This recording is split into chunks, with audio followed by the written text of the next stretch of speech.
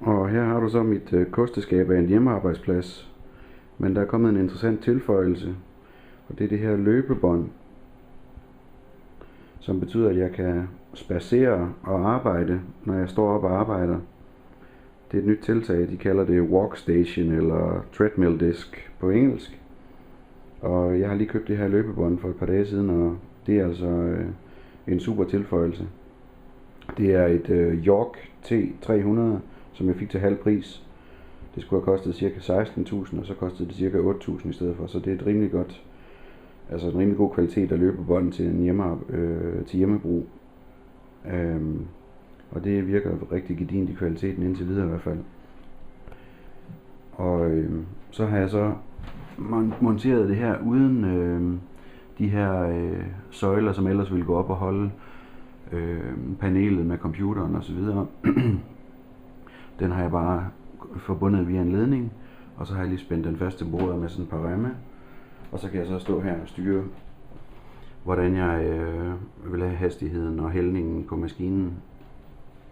Når man går og arbejder, så skal man gå langsomt, så det er sådan noget 1,5 km i timen cirka typisk.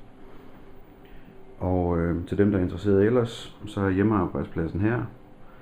Det er en dejlig HP 24-tommer skærm, og et keyboard fra Microsoft, og en Logitech mus med nogle ekstra knapper på, så man kan kopiere og sætte ind og slette med musen også. Og så er der lyden, det er sådan et par, Altec Lansing højttalere med en subwoofer på.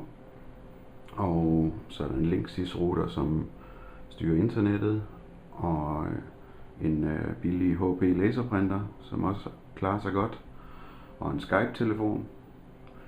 Og hernede har vi en fantastisk mikrofon, det hedder en Rode Podcaster, eller Røde Podcaster hedder det vel på dansk.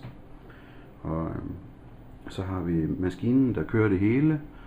De to skærme, det er en HP laptop, der hedder DV8, som kører Windows 7 i 64 bit.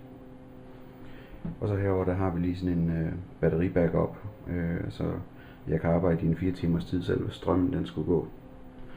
Men det er sådan det ser ud, og jeg kan varmt anbefale dig at prøve det af. Det er en fornøjelse at gå og arbejde ved sit skrivebord i stedet for bare at stå eller sidde.